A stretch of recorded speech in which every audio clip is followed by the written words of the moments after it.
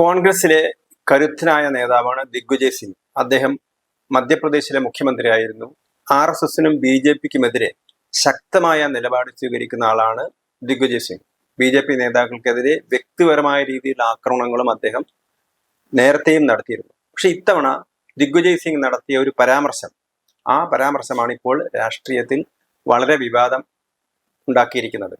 അദ്ദേഹം കഴിഞ്ഞ ദിവസം നടത്തിയ ഒരു പോസ്റ്റ്, അദ്ദേഹം പറഞ്ഞിരിക്കുന്നത്, അദ്ദേഹം ചൂണ്ടിക്കാണിക്കുന്ന ഒരു ഫോട്ടോ BJPയുടെ പ്രമുഖ നേതാവായ LK അഡ്വാനി, അദ്ദേഹം ഉപപ്രധാനമന്ത്രിയായിരുന്നു, BJP അധ്യക്ഷനായിരുന്നു. അദ്ദേഹം ഇരിക്കുന്ന ഒരു ചടങ്ങിൽ ഇപ്പോഴത്തെ പ്രധാനമന്ത്രി നരേന്ദ്രമോദി, അന്ന് അദ്ദേഹം BJPയുടെ ഒരു സാധാരണ പ്രവർത്തകനായിരുന്നു, അദ്ദേഹം നിലത്തിരിക്കുന്ന ഒരു പടമാണ്.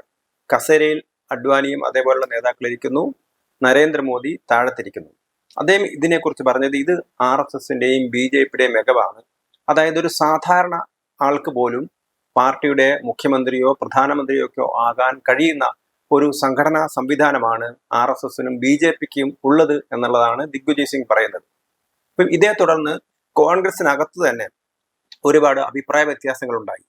പലരും ദിഗ്വിജയ് സിംഗിനെ എതിർക്കാൻ ശ്രമിക്കുന്നു, മറ്റു ചിലർ ദിഗ്വിജയ് സിംഗിനെ ന്യായീകരിക്കുന്നു. ഉദാഹരണത്തിന് കോൺഗ്രസിലെ ഒരു പ്രമുഖ നേതാവാണ് സൽമാൻ ഖുർഷിദ്. അപ്പൊ അദ്ദേഹം പറയുന്നത്, ദിഗ്വിജയ് സിംഗ് RSSനെ ഒന്നും ന്യായീകരിച്ചിട്ടില്ല, അദ്ദേഹം RSSനെ തള്ളിപ്പറയാണ് ചെയ്തത് എന്നാണ് സൽമാൻ ഖുർഷിദ് പറയുന്നത്. അതുപോലെ തന്നെ പവൻ ഖേര, റഷീദ് ആൽവി തുടങ്ങിയ നേതാക്കളൊക്കെ തന്നെ അവരൊക്കെ തന്നെ ദിഗ്വിജയ് സിംഗിനെ ശക്തമായിട്ട് വിമർശിക്കുന്നില്ല. കാരണം ദിഗ്വിജയ് സിംഗ് RSSനെ അനുകൂലിക്കുന്ന ഒരാളല്ല, RSSന്റെ ഐഡിയോളജിക്കെതിരാണ് തങ്ങൾ എന്നാണ് അദ്ദേഹം പറയുന്നത്.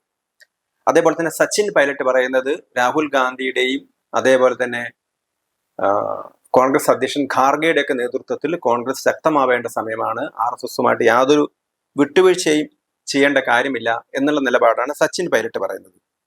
അതേപോലുള്ള രജനി പട്ടേൽ MP, അദ്ദേഹം ദിഗ്വിജയ് സിംഗിന്റെ ഭാഗത്ത് തെറ്റില്ല എന്ന് പറഞ്ഞു. അപ്പൊ എന്ത് തന്നെ ആയാലും ഇവിടെ ദിഗ്വിജയ് സിംഗ് ഒരു ചർച്ചാ വിഷയമാവുകയാണ്.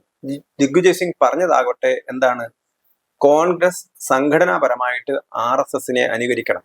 അദ്ദേഹം പറഞ്ഞു, ഇതൊരു കഷണ്ടിക്കാരൻ്റെ അടുത്ത് പോലും മുടി ചീകുന്ന ചീപ്പ് വിൽക്കാൻ RSSന് കഴിയും. RSSന്റെ ഒരു സംഘടനാപരമായ മികവിനെ കുറിച്ചാണ് അദ്ദേഹം പറഞ്ഞത്. ഇവിടെ കോൺഗ്രസ് നേതാക്കളൊക്കെ പറയുന്നത്, ദിഗ്വിജയ് സിംഗ് RSSനെ അനുകൂലിച്ചോ ഇല്ലയോ എന്നുള്ള കാര്യത്തിലാണ് അവർ പറയുന്നത്. പക്ഷെ യഥാർത്ഥത്തിലുള്ളൊരു വിഷയം ഇവർ മറച്ചു വെക്കുകയാണ്. കാരണം എന്താണ് ദിഗ്വിജയ് സിംഗ് പറഞ്ഞത്? ദിഗ്വിജയ് സിംഗിനെ സംബന്ധിച്ചിടത്തോളം അദ്ദേഹത്തിന് RSSനോട് യാതൊരു താല്പര്യമില്ല. RSSും പിന്നെ ഹിന്ദു തീവ്രവാദം നടത്തുന്നു എന്ന് പറഞ്ഞ ആളാണ് ദിഗ്വിജയ് സിംഗ്. BJPക്കും RSSനുമെതിരെ ശക്തമായ നിലപാട് സ്വീകരിച്ച ആളാണ് ദിഗ്വിജയ് സിംഗ്. പക്ഷെ അദ്ദേഹം മറ്റൊരു കാര്യം സൂചിപ്പിക്കുന്നു. എന്താണ് അദ്ദേഹം പറയുന്നത്? RSSന്റെയും BJPയുടെയും മികവിനെ കുറിച്ച് അദ്ദേഹം പറയുന്നത് കോൺഗ്രസിന്റെ മികവില്ലായ്മയാണ്. എന്താണ് കോൺഗ്രസിന്റെ മികവില്ലായ്മ? BJPയിൽ താഴേക്കടയുള്ള ആളുകൾക്ക് പോലും പ്രധാനമന്ത്രിയാവാൻ പറ്റുന്ന സമയത്ത് കോൺഗ്രസ് ഒരു കുടുംബത്തിന്റെ പാർട്ടിയാണ് എന്നുള്ള കാര്യം അദ്ദേഹം അത് തുറന്നടിച്ച് പറയുന്നില്ലെന്ന് മാത്രമേ ഉള്ളൂ. അദ്ദേഹം അത് ഭംഗ്യന്തരേണ സൂചിപ്പിക്കുകയാണ് ചെയ്യുന്നത്.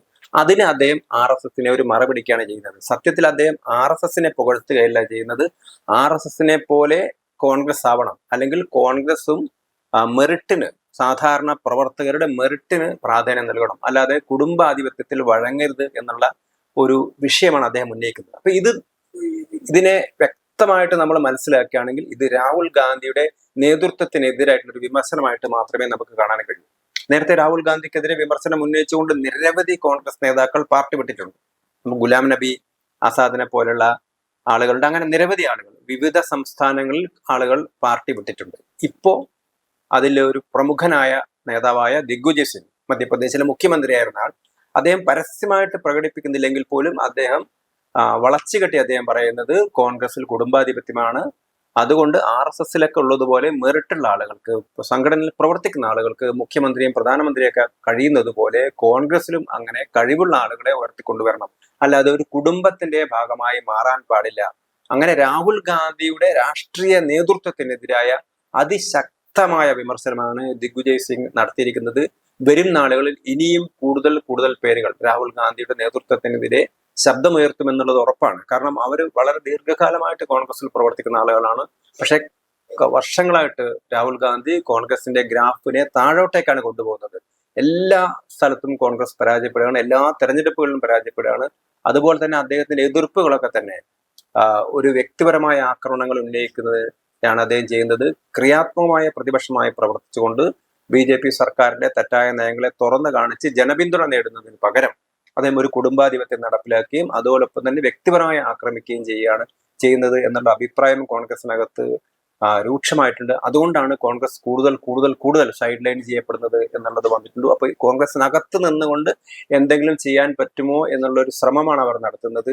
ആ ശ്രമത്തിൽ അവർ പരാജയപ്പെടുകയാണ്. തീർച്ചയായിട്ടും അവർ കോൺഗ്രസിലേക്ക് മറ്റ് നേതാക്കളെ പോലെ തന്നെ കോൺഗ്രസിൽ നിന്ന് അവർ പുറത്തു വരും എന്നുള്ളതിന്റെ സൂചനയാണ് ദിഗ്വിജയ് സിംഗിന്റെ ഏറ്റവും ഒടുവിലത്തെ ഈ അഭിപ്രായ പ്രകടനം.